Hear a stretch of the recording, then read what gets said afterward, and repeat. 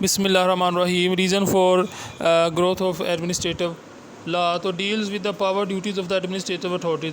The matter in which the power are exercises the remedies which are available to the aggrieved person, and when those power are abused, the authority, the administrative authority, by the way of the delegated legislation, exercise legislative function, makers rules, regulation, bylaws, notification, etc. Similarly, the administrative authorities also exercise judicial power of for adjudication of disputes and establishing a number of administrative tribunal.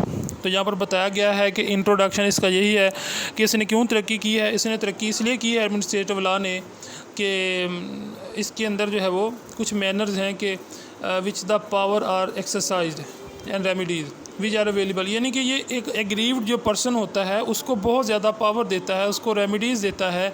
And when those power are abuse by the authorities, administrative authority, by the way of delegated legislation exercise, यानी कि उसके ऊपर भी ये अपना जो है वो रखता है, फोकस रखता है कि कोई इसका अब्यूज़ भी ना कर सके। ठीक है ना, यानी कि इसके अंदर बहुत सारी सलाहियतें हैं एडमिनिस्ट्रेटिव लॉ के अंदर। डेफिनेशन ऑफ एडमिनिस्ट्रेशन लॉ, सबसे पहले it is indeed difficult to involve a scientific precise, यानी कि इसकी कोई scientific precise and satisfactory definition अभी तक नहीं आई।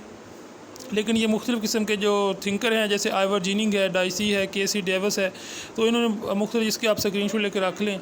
तो उसके बाद में अगर nature of administration law, nature इसकी यही है कि ये जो नीचे लेटर मैगज़म लिखा है, जैसे आपने याद कर लेना है, और it adopts a power from the delegated legislation, ये डेलीगेटेड लेजिस्लेशन है उनसे पावर अदा करता है, लेता है। स्कोप ऑफ एडमिनिस्ट्रेशन लॉ में आ जाता है कि administration law deals with the power duties of the administrative authorities, the manner in which the power are exercise, the remedies which are available to the aggrieved person when those power. Administrative law जो है वो जो authorities होती हैं कानून की, उनके ज़रिए नाफज किया जाता है, और इसकी जो ताकत भी वही है, और ये वही सब जो रेमेडीज़ और एक्सरसाइज वही से इसकी होती है, जो जिनको ये ताकत दी जाती है एडमिनिस्ट्रेटिव अथॉरिटीज़ को कानून के ज़रिए।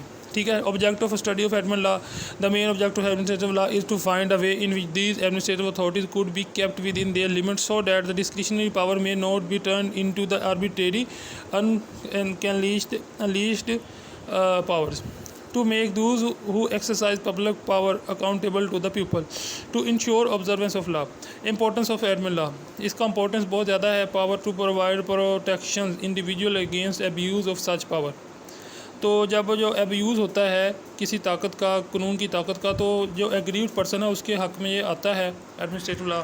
उसके बाद में आ गया नीड फॉर एडमिनिस्ट्रेटिव लॉज की नीड है वो maintenance to just social order and welfare, यानी कि जो सोशली और वेलफेयर जो इसको जो है वो इसके जो है वो ज़रूरत पड़ती है इंसाफ के लिए। Reasons for growth of administrative law in adequacy of judicial system, सबसे पहला है कि जो नाकाफ़ी जुडिशल सिस्टम है, इसकी वजह से भी इसकी रीजंस ग्रोथ में इजाफा है। इन एडिकेट लेजिस्लेटिव प्रोसेस, जो हमारा लेजिस्लेटिव प्रोसेस है वो बहुत ज़्यादा स्लो है, यानी कि जो कानून इंसाफ फराहम करने का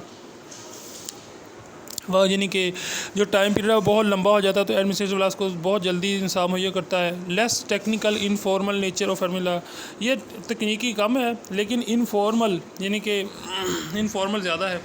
और उसके बाद में कुछ रीज़न आगे, function less procedural character, preventive measures to enforce law to punish people, यानी कि ये बहुत इस तरह के थिक किस्म के इसके ये मेजर्स हैं टू इन्फोर्स लॉ करने के, पनिश, यानी कि बहुत आसानी हो जाती है कि पनिश। उसके बाद में effective step to enforce preventive measure, radical change in philosophical rule. उसके बाद में आ गया people pressure to solve there, लोगों का जो बर्डन है कि उनकी प्रॉब्लम हल की जाए, उसके अंदर एडमिनिस्ट्रेटिव लॉ को बहुत अहमियत हासिल है। मेंटेनेंस ऑफ इंडस्ट्रियल हारमनी, जो इंडस्ट्रियल हारमनी है महंगी है। उसके बाद phenomenal growth in science and technology, inadequacy और traditional type of court and law making organise. आखिर में आ गया कि inability of legislature to pass all kind of law, operation control of administrative authorities according to Griffith Street। Conclusion में हम कह सकते हैं, ध्यान से सुन लें, कि एडमिनिस्ट्रेटिव लॉ वो अदारा है कि जिसकी मदद से कानून की फरहमी में आसानी होती है, कानून को पहचानने में आसानी होती है, कानून के नाफज करने में आसानी होती है, कानून की फरहमी में आसानी होती है, लोगों को उनके मसाइल का हल जल्दी मिल जाता है, और कानून बहुत आम तरीके से बहुत ज़्यादा फ़िल्टर्ड होकर लोगों तक पहुँचता है, हर लोगों को समझ आता है। और अगर ये कानून दूसरा है तो उसका ये बोझ कम करने के लिए एडमिनिस्ट्रेटिव लॉ बनाया गया है। अगर कुछ समझ लगे तो ठीक, नहीं तो मेरे चैनल के नीचे कमेंट कर दें, मैं आपको बता दूँगा। Thanks for watching. मैं जितना बता सकता था 3-4 या 10 मिनट में मैंने बता दिया, इससे शॉर्ट में नहीं कर सकता इसको। ये क्वेश्चन बहुत लॉन्ग है, अगर आप लॉन्ग वीडियो मांगेंगे तो इसके ऊपर बन जाएगी। देखते रहिए हमारा चैनल कानून बोलता है, सब्सक्राइब भी कर दें। Thanks for watching.